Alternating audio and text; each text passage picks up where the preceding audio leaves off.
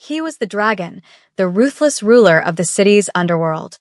Tonight, his father, the true emperor from the east, had come to judge him. The room was frozen in fear. Men worth billions were afraid to breathe. Then she walked in. The shy waitress, the one nobody ever saw. She approached the old emperor, the killer of killers. And when she spoke, it wasn't English. It was a deep, ancient dialect from the rough southern coast of Korea. And with 5 words, she sealed her fate and brought the entire Park Empire to its knees. What did she say? And who is she? Stick around. This isn't just a story. It's a blood debt. The restaurant, the palace, was a fortress disguised as heaven. Located on a discreet cobblestone street, its name meant sovereignty, and it treated its clientele as such. Senators dined beside hedge fund titans, and movie stars felt lucky to get a reservation. But the staff, and indeed all of the city, knew who the real sovereign was. Junho Park, the dragon. He owned the building, the block, and half the politicians who ate there. Junho was a man carved from modern granite, wearing a sharp black Mafia suit and a crisp white collared shirt that emphasized his powerful build. His eyes were as cold and dark as the deepest ocean. He was the new generation of power, a Korean mafia boss with a body count.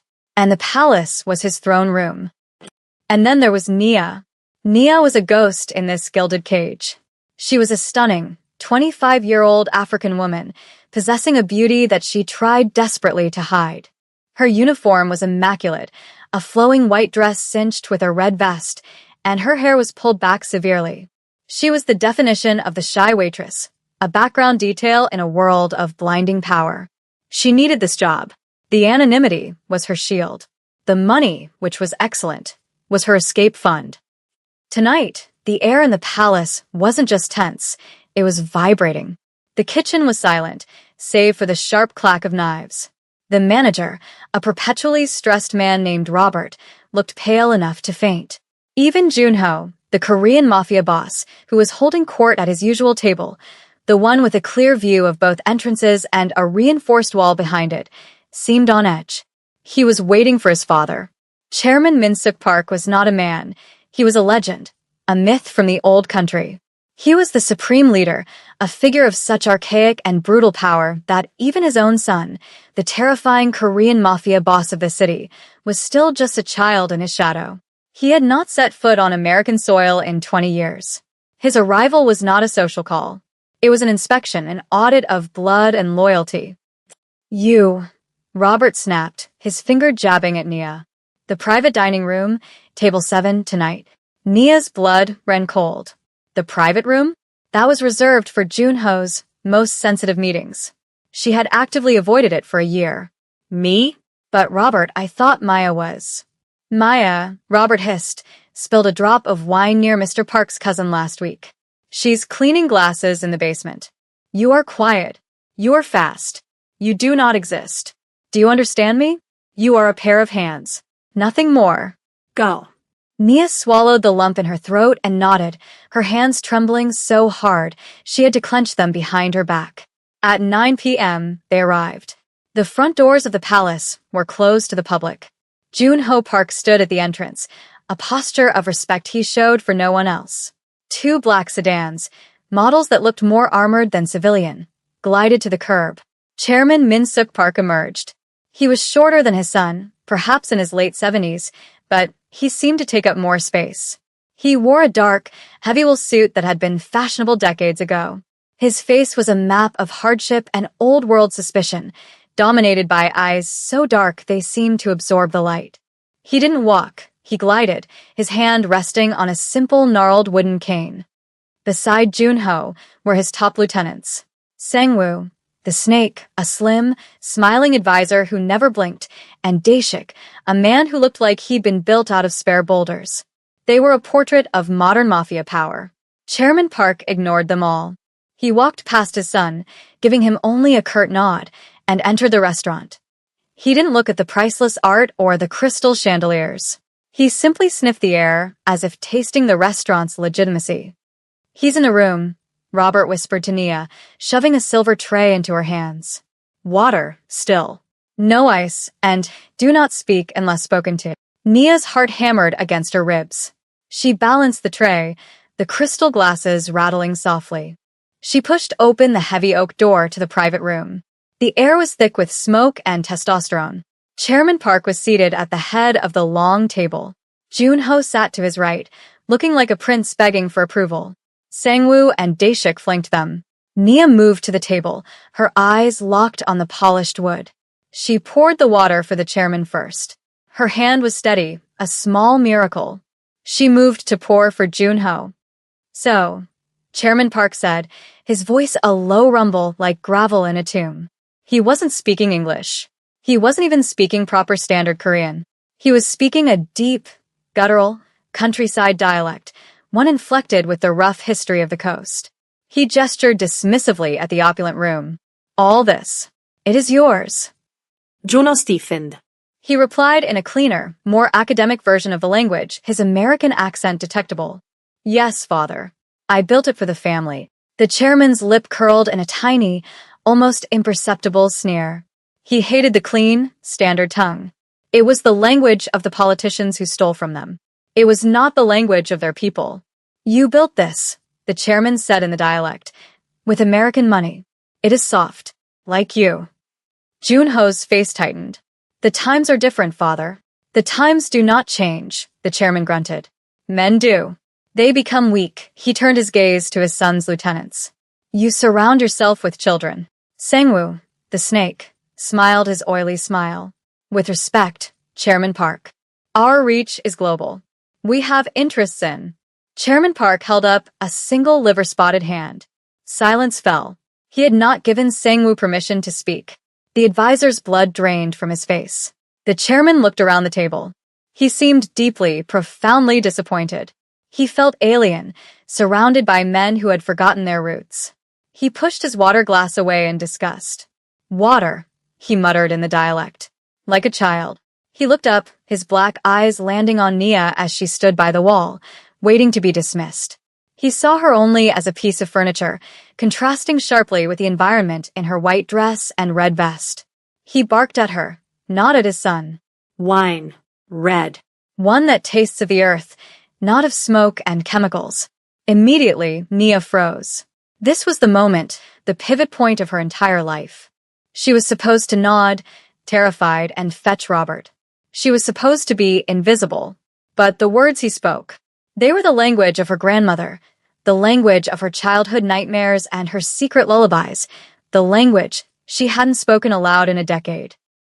Junho, embarrassed, began to translate. "He wants wine. Red." I heard him," Nia said.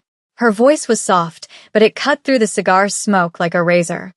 Junho's head snapped toward her. Sangwoo and Daeshik stared. Nia took one step forward, away from the wall. She was no longer a ghost. She looked directly into the black, merciless eyes of Chairman Min-suk Park. She dipped her head not in a servile bow, but in a gesture of ancient, formal respect. And then, in the same pure, low, rough dialect that the chairman himself had used, she replied. "Good day, Chairman Park." The effect was instantaneous. It was as if a grenade had been rolled silently onto the table. If Nia had pulled a gun, the reaction could not have been more immediate. Daeshik, the muscle, actually flinched, his hand dropping to the weapon beneath his jacket. Sangwoo's slick smile vanished, replaced by a mask of pure shock, his mouth hanging open slightly. Junho, the powerful Korean Mafia boss, went pale. His disbelief was absolute. He looked at Nia as if she had suddenly grown a second head. He stared at this shy waitress, this African woman in a white dress and red vest whom he barely registered as human, this creature who cleaned his crumbs and heard the impossible. It wasn't just that she spoke the dialect. It was how she spoke it. She didn't speak with the clumsy, hesitant tongue of a student. She spoke it with the terror and the earth that the chairman had just demanded. Her pronunciation was flawless, invoking the narrow, sun-baked coastal villages, the salt of the sea, the blood in the soil. It was a language of secrets, one meant to exclude the outside world, and she spoke it like she was born to it. But it was Chairman Park's reaction that held the room in a vice. The old man had not moved a muscle, but his eyes, which had been dull with disdain, suddenly ignited. They became sharp, focused and lethal. He stared at Nia, his gaze so intense it was a physical weight, pinning her to the spot. Nia's heart was a trapped bird against her ribs. But she held his gaze. She had stepped off the cliff. There was no going back. She continued in the dialect, her voice steady, respectful, but infused with a strength that belied her trembling hands. "My name is Nia.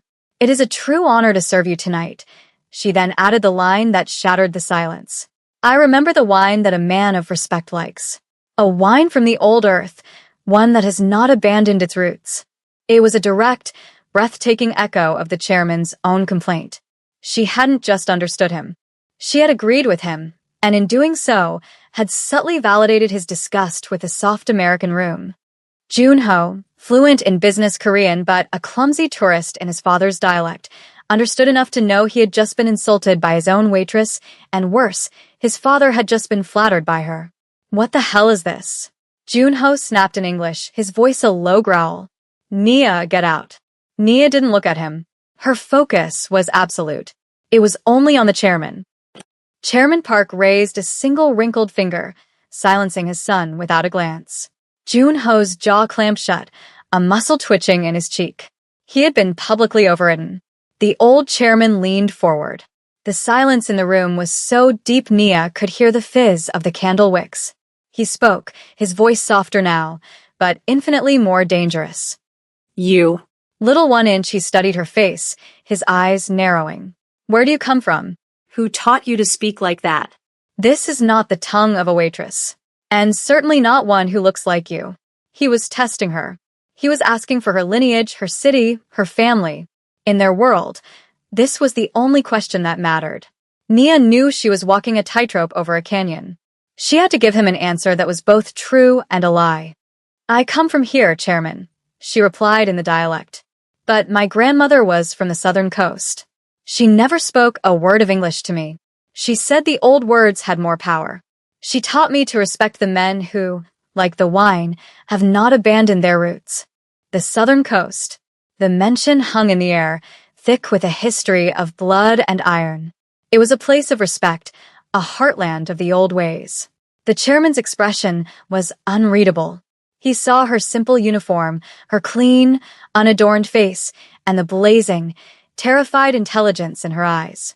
He saw a contradiction that fascinated him. Sangwoo, recovering his composure, decided to intervene. He saw a potential threat, an unknown variable. "Chairman," Sangwoo said, attempting the dialect and failing, his voice sounding thin and weak after Nia's. "She is a servant. She is playing a game. Perhaps she learned a few phrases too." Silence. The chairman roared. The word cracked like a whip. Sangwoo flinched as if struck. Chairman Park's eyes never left Nia. He saw the subtle contempt in her expression as she glanced at Sangwoo. The contempt of a true speaker for a fraud. A slow smile spread across the old chairman's face. It was not a kind smile. It was a smile of discovery, of acquisition. "You," he said to Nia, pointing a finger. "You will bring the wine, the one you choose, and you will pour it." He then looked at his son Junho. "And this child, she will serve my table. Only her, for the rest of the night. Do you understand?" Junho Park, the dragon, the Korean Mafia boss of the city, could only nod. "Yes, father." The chairman waved his hand, dismissing his son and his lieutenants. "But not Nia. Leave me, all of you. I will speak with the girl. I want to know about the wine." The order was a tactical bomb. He had dismissed his own son but kept the waitress. It was a calculated humiliation, a demonstration of absolute power. Junho's face was a mask of cold fury. He stood up. Sangwoo and Daeshik followed, their faces a mixture of confusion and anger. They filed out of the room, leaving the most powerful man in the Mafia alone with the shy waitress. The heavy door clicked shut. Nia was alone with Chairman Min-suk Park. He gestured to the chair beside him, his son's chair. "Sit," he commanded in the dialect. Her legs felt like water, but she did as he said. She sat at the table, a servant in the seat of power. The old chairman leaned back, his ancient eyes scrutinizing her, peeling back her layers. "The girl from the coast," he mused, his voice a predator's purr. "It is a place of strong secrets." And you, Nia, you are full of them. Now tell me, who are you? Outside that door, Junho Park was pacing, his controlled fury radiating in waves. He was humiliated, confused, and dangerously intrigued. His father had kicked him out of his own inner sanctum in favor of a waitress. Inside, the silence was a different animal. It was the patient, ancient silence of a predator. I am, as I said, Chairman, she replied in a deep dialect. My name is Nia. My grandmother was Angelica, from the hills overlooking the sea. She was feeding him a curated truth. Angelica? The chairman mused, tapping his cane on the marble floor. I knew many from that region. The Leaf family. I do not recall an Angelica. Was she a farmer? A fisherwoman? They were nothing, Chairman, Nia said, lowering her eyes. They were not friends of ours, they were just people. She fled to America after the war with nothing. She died when I was young. And she taught you the tongue of kings, the chairman finished, his gaze sharp. She taught you respect, a lesson my son, with all his tall buildings and expensive suits, seems to have forgotten. He was using her. He was already using her as a weapon against his own son. Nia understood this. It was the first move in his own game. She taught me that roots are all that matter, Nia said softly. She said, a tree with no roots is just a piece of wood waiting to be burned. The chairman's eyes flared. That was an old proverb. A very old proverb. He hadn't heard it in 30 years. A sudden cold suspicion entered his mind. He looked at her face. Really looked at her, searching past her youth and her simple features. He was looking for a ghost. Your eyes, he whispered, more to himself than to her. What was your grandmother's family name before she was married? Nia's heart stopped. This was the question, the one that could get her killed. I do not know, Chairman. She never spoke of it. She said it was a name of sorrow. The chairman stared at her for a long, agonizing minute. He saw the flicker in her pulse, the way her hand, resting on the table, was perfectly still. Too still. He suspected she was lying, but he was captivated by the quality of the lie. Go, he said abruptly, his voice hard again. Bring me the wine, the one you promised, the one with roots. Nia stood. She gave him the same respectful nod. Yes, Chairman. She walked to the door, her spine rigid. As her hand touched the brass handle, he spoke again. From now on, little one, you do not serve anyone else. You are not a waitress. You are my translator. My son's American tongue is an insult. You will be my voice. She nodded, not daring to speak, and slipped out the door. The hallway felt like a war zone. Junho was there, as she knew he would be. Sangwoo and Daeshik were 10 feet behind him. Junho grabbed her arm. His grip was steel. He spun her around and slammed her against the flocked wallpaper. His handsome face was dark with a rage that was part jealousy, part suspicion. What game are you playing? He hissed in English. Who are you? What did you say to him? Nia had faced the emperor. His son, for all his power as the Korean Mafia boss, was just a shadow. She looked at the hand on her arm. Then she looked into his cold, dark eyes. The shy waitress was gone. The woman who had just survived the chairman was in her place. Take your hand off me, Mr. Park, she said. Her voice was quiet, but it was not soft. Junho was so surprised, his grip loosened for a fraction of a second. It was all she needed. She wrenched her arm free. I am playing no game, she said, her voice clear and strong. I am here to serve. Your father asked me a question. I answered it in a language he respects. She let the barb hang in the air. You are a nobody, Sangwoo sneered, stepping forward. A little rat. What did you tell him? Nia turned her gaze on Sangwoo. I told him the truth, advisor. Perhaps you should try it. He might find it refreshing. Sangwoo's face went purple. Daeshik took a step, his hand balling into a fist. Enough. Juno commanded. He was looking at Nia with new, confused eyes. The fear he expected to see in her was gone. It had been replaced by something else. Contempt. What did he want? Junho demanded, his voice strained. He wants wine, Nia said, smoothing her red vest. And I am to be his translator. He finds your Korean lacking. She didn't wait for a response. She turned and walked down the hall toward the wine cellar, her steps measured and confident. She left Junho Park standing in the hallway of his own restaurant, his two most dangerous men at his side, all of them staring after her, completely and utterly thrown off their axis. Junho watched her go, his mind racing. Who was she? A spy from another family? A plant? A simple waitress who just happened to know a near-dead dialect? No, he didn't believe in coincidences. He turned to Sengwoo. His voice was ice. Find out who she is. I don't mean her name. I mean who she is. I want to know where she was born. I want to know the name of her grandmother's dog. I want to know what she ate for breakfast. I want everything. Now. Sengwoo, the snake, nodded. Consider it done, boss. But as Sengwoo walked away, a new thought entered his mind. The chairman had taken a liking to this girl. The chairman was old world. If this girl was special, she could become a new power center, a threat to his position. Sengwoo decided he wouldn't just find out who she was. He would find a way to use her, or, if necessary, a way to remove her.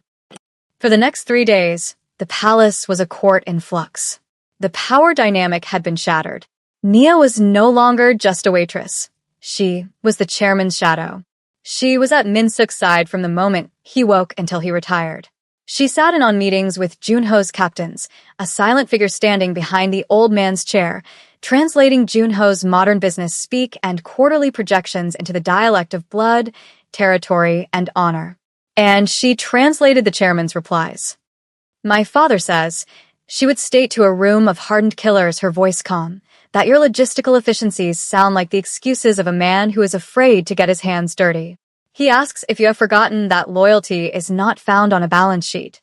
Junho's men began to despise her. She was the vessel for the old chairman's criticisms, and her perfect, respectful delivery made it all the more infuriating. Sengwoo watched her with venomous intensity. His investigation into her identity yielded nothing. The woman had no past, no family, no social media, no credit history before 2 years ago. She was a ghost. Junho, however, was a different story. His fury had curdled into a complex, dangerous obsession. He watched her. He watched the way she moved, the way she spoke to his father with a respect she never afforded him. He watched the way his father, in turn, seemed to relax around her, speaking of his seaside home, asking her questions about obscure traditions. Junho found himself listening to the sound of the dialect.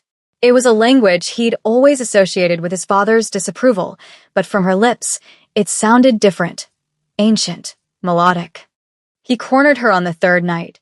His father had finally retired. Nia was in the small staff room, unpinning her hair.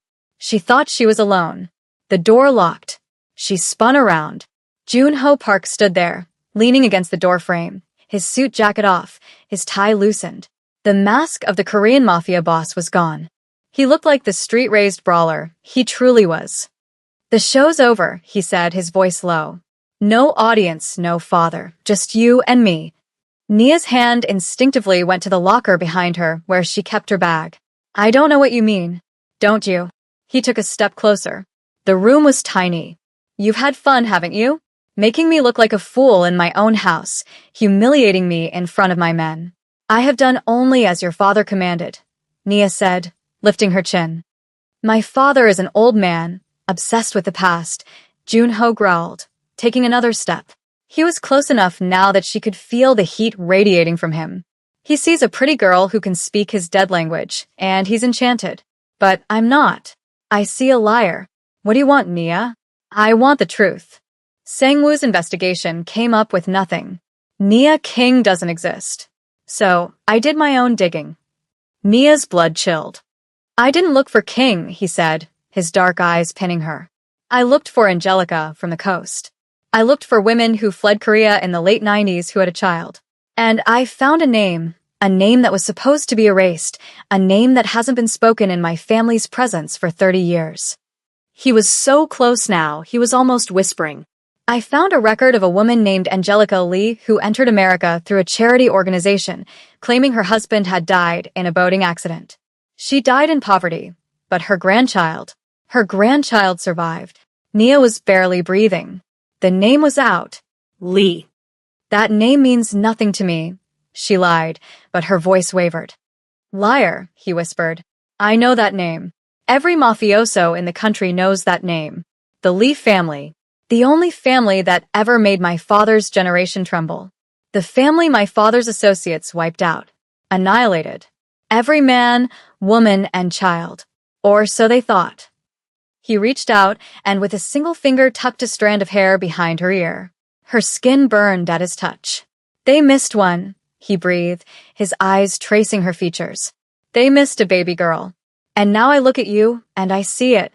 You don't have your grandmother's eyes, do you? You have your grandfather's eyes. Grandfather Lee, my father's greatest rival. Nia's facade crumbled.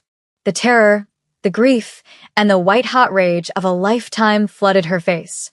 My full name, she spat, her voice thick with venom, is Nia Lee, and your father is a butcher. He murdered my grandfather. He murdered my uncles. He ordered the death of my mother while I was in her womb. He stole our land, our honor, and our name. Jun-ho staggered back, as if she had physically pushed him. The confirmation hit him like a freight train.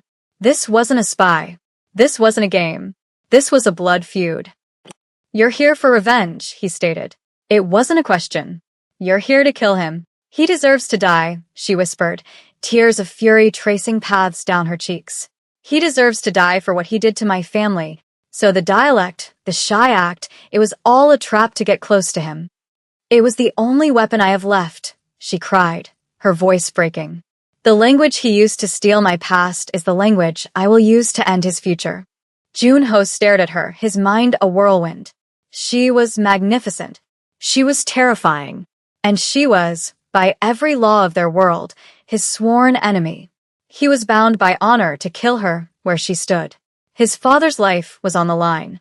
But as he looked at her, trembling with a rage that matched his own, he didn't feel duty. He felt admiration. And something else, a dark, possessive pull that he had been fighting for 3 days. He too had lived his whole life in his father's shadow, suffocated by the old ways he didn't fully understand. And here was a woman who had mastered those ways, not to serve them, but to destroy them. He will find you out, Jun-ho said, his voice raw. He's not a fool. He's already suspicious. He's looking for the ghost. He'll put it together. Let him, Nia said, wiping her face. I'm not afraid of him. You should be. Jun-ho took a step, closing the distance again. The energy between them was electric, a mix of hatred and of volatile, undeniable attraction. He's my father. My duty is to him. I should walk out that door and tell him there is a Lee in his house and let him put a bullet in your head. Then do it, she challenged, her dark eyes flashing. Or are you, like he said, too soft? That was the spark. Jun-ho moved so fast, she didn't have time to react. He didn't hit her. He pressed her back against the lockers, one hand bracing the metal by her head, his body caging hers. His face was inches from hers. Don't, he whispered, ever call me soft. What's the plan, Nia Lee? He murmured. A knife? Poison in his wine? You're the one serving him after all. You don't want to know, she breathed. I think I do, his gaze dropped to her mouth. Because I have a problem. Half of me knows I have to kill you, and the other half wants to watch you succeed. Before she could process the treason in his words, the door to the staff room rattled. A key slid into the lock. Jun-ho and Nia sprang apart, their expressions shifting to cold neutrality. The door opened. Sang-woo stood there, a thin, triumphant smile on his face. He held a small manila envelope in his hand. My apologies, boss, Sang-woo said, his eyes sliding from Jun-ho to Nia and back, noting their proximity. But my associate overseas finally came through. I thought you'd want to see this immediately, Sang-woo's smile widened. He tapped the envelope. It's funny what you find when you stop looking for King and start looking for ghosts. I found an old certificate for one Nia Lee and a photograph of her grandfather, Grandfather Lee. He pulled the old black and white photo from the envelope and held it up. Then he looked at Nia. The resemblance is uncanny. Sang-woo's eyes met Jun-ho's. The challenge was clear. Sang-woo had found the truth, too. So, boss, Sang-woo said, his voice dripping with false loyalty. What do we do with the last of the Lees? The staff room, which had just been a crucible of confession, instantly became an executioner's block. Junho Park's face was unreadable. He had been caught. Caught confronting his enemy. Caught hesitating. Sangwoo knew he had his boss in a corner. His loyalty was never to Junho, but to the old code. And the code demanded only one thing for a Lee who threatened a Park. Death. She's a spy, Sangwoo stated. She played you. She played your father. She is here to murder the chairman. Nia stood her ground, her mind racing. Junho's reaction was everything. Would he save her? Would he condemn her? Junho looked at Sangwoo, his eyes as cold as a winter tomb. You did good work, Sangwoo. You found the rat. Nia's heart plummeted. Rat. He was siding with his advisor. Of course, boss, Sangwoo said, puffing up. I'll have Daeshik take her to the river. No one will ever know. You won't have Daeshik do anything, Junho said slowly, pulling his suit jacket back on. He was the Korean Mafia boss again. You will not breathe a word of this. Not to Daeshik, and especially not to my father. Sangwoo's smile faltered. Boss, with respect. She's a Lee. It's a blood feud. It's my decision. Junho's nept. This is my city, my restaurant, and my father. I will handle this. Handle her? Sangwoo was incredulous. Junho, she's a threat. The chairman's life is my concern. Silence. Junho roared. He grabbed Sangwoo by the lapels, slamming him against the lockers. You listen to me.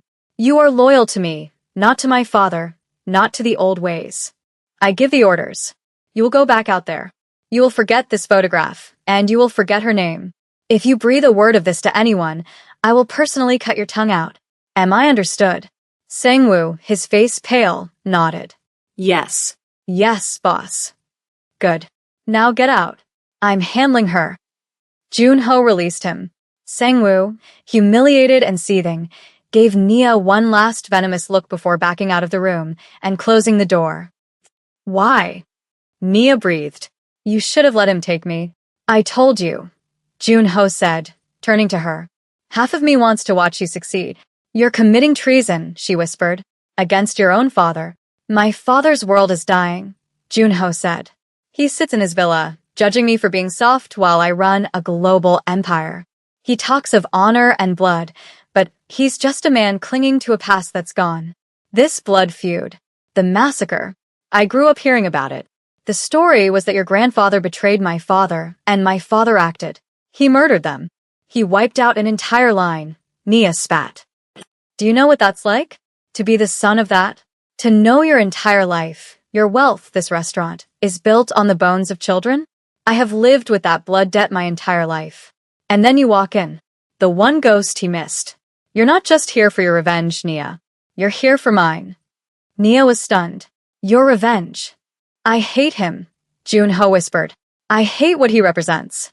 I hate that he will never see me as anything but a soft American. By protecting you, I'm finally choosing my own side. He reached into his jacket and pulled out his gun. A blood debt must be paid in blood. You can't kill him. You're a waitress, and he's surrounded by guards. But he looked at her, his face a mask of grim resolve. I can. You would kill your own father? My father died 30 years ago in that massacre, Junho said. The man upstairs is just a monster. You came here to end the park line. Fine. Let's end it together tonight.